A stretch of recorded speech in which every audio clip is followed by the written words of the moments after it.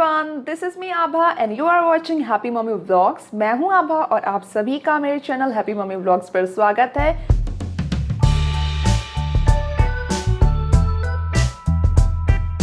So guys, as we all know, Rakshabandhan is around the corner of next month और आप में से बहुत सारे लोगों ने उसकी प्रिपरेशन भी स्टार्ट कर दी होगी। मैं जानती हूँ आप में से बहुत सारी लेडीज़ को अपने घर जाना होगा, बहुत सारी सिस्टर्स को अपने भाई के पास जाना होगा रक्षाबंधन सेलिब्रेट करने के लिए। और क्योंकि बात रक्षाबंधन की है तो मिठाइयों का जिक्र होना तो बहुत ही आम बात है। गाइज, मेरे घर में तो रक्षाबंधन के दिन बहुत सारी मिठाइयाँ आती हैं बाहर से, पर इस बार मैंने डिसाइड किया है कि इस रक्षाबंधन क्यों ना मैं अपने भाई को अपने हाथ से बनी हुई मिठाई खिलाऊं।